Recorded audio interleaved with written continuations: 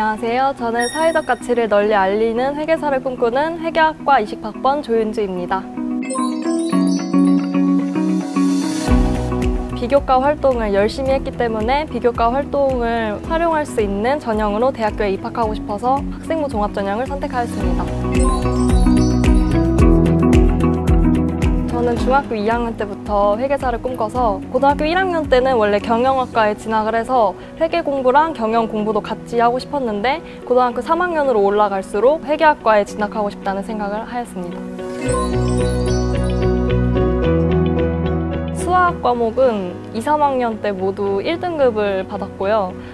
항상 학교 끝나면 무조건 수학 공부로 시작해서 수학 공부로 끝나고 일주일에 거의 5번은 수학 공부를 했던 것 같아요. 그 정도로 다른 과목보다 수학에 비중을 많이 뒀습니다. 저는 사회적 가치를 널리 알리는 회계사가 장래 희망이었기 때문에 사회적 기업과 관련된 자율 동아리를 만들어서 활동하였고 봉사활동도 사회적 기업인 아름다운 가게에서 활동을 해서 비교과를 챙겼습니다. 경기도 교육청에서 주관했던 챌린지 프로젝트라는 것에 참여를 해서 경기도에 있는 몽실학교의 1층에 위치한 카페를 운영한 활동을 한 적이 있는데요. 사실 회계사랑도 관련이 없고 사회적 기업과도 관련이 없어 보일 수 있는 활동이지만 카페 운영 활동을 통해서 카페에서 공정무역 제품이나 생활협동조합의 제품을 원재료로 사용을 하면서 관련이 없어 보이는 활동에도 다양한 관련이 있을 수 있구나라는 생각을 했어서 가장 기억에 남습니다. 저는 솔직하게 말씀드리면 수상하고 독서가 매우 적은 편이었는데요. 반면에 세부능력 특기사항은 주요 과목이 아닌 일본어나 한문 같은 과목도 빠지지 않고 다 적혀 있었고 봉사활동이 일관성이 있었다는 점, 또 진로 희망이 3년 내내 회계사로 동일했다는 점 등이 제 생기부의 장점이라고 생각했습니다. 자기소개서를 보시고 제 생기부를 입학사정관 분들께서 보신다고 생각을 했기 때문에 자기소개서에 제 단점에 대한 언급을 최소화하기 위해서 수상에 대한 언급은 전혀 하지 않았고요. 독서에 대한 언급 또한 제 장점이라고 생각한 세부 능력 특기 사항에 나와 있는 독서를 적음으로써 극복했습니다. 1번이 학업에 기울인 노력을 적는 문항이기 때문에 저도 처음에는 제가 잘하고 또 회계사랑 관련 있는 과목인 수학이라는 과목에만 집중을 해서 1번 문항을 적으려고 노력을 했습니다.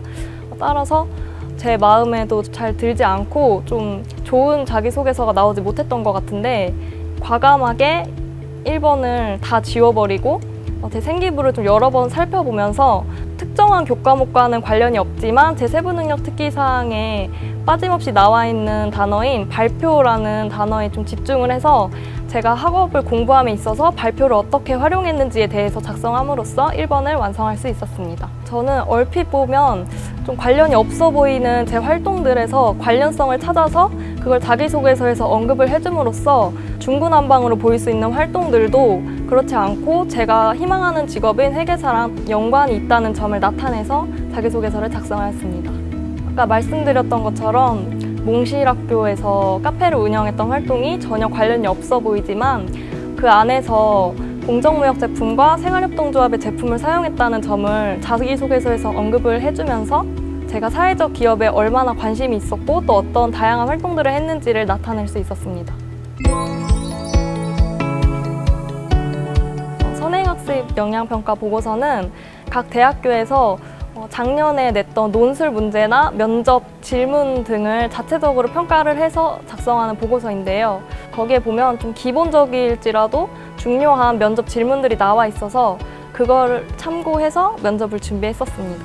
예상하지 못했던 질문을 받아서 좀 당황을 하더라도 크게 티를 내지 않고 면접관님께 한 번 더 말씀해 주실 수 있냐고 좀 차분하게 말을 하면서 머릿속으로 질문에 대한 답을 정리하는 게 좋은 방법이라고 생각합니다. 저는 솔직하게 말씀드리면 제 내신 성적이 숭실대학교 회계학과의 평균 내신 성적보다 높았음에도 불구하고 추가 합격으로 숭실대학교에 들어오게 되었는데요. 그 이유가 면접에 있다고 생각을 합니다. 그만큼 면접이 굉장히 중요하기 때문에 학생부 종합전형을 생각하고 계신 분들이라면 꼭 면접 준비를 열심히 하셨으면 좋겠습니다. 전혀 예상을 못했던 질문이어서 기억에 남는 게 있는데요. 장기적인 것을 좋아하느냐 아니면 단기적인 것을 좋아하느냐라는 질문을 받았는데 저는 장기적인 것을 좋아한다고 답변을 했습니다. 제가 생각했을 때는 회계사라는 직업이 아무래도 오랫동안 준비를 해야 되는 직업이기 때문에 그런 질문을 하신 게 아닌가라는 생각이 들어서 장기적인 것을 좋아한다고 답변했던 것이 기억에 남습니다. 숭실대학교는 공인회계사 시험에서 전국대학교 순위권 10위권이라는 아주 높은 성적을 내고 있으므로 회계학과를 꿈꾸시는 분들은 꼭 숭실대학교에 지원하셨으면 좋겠습니다.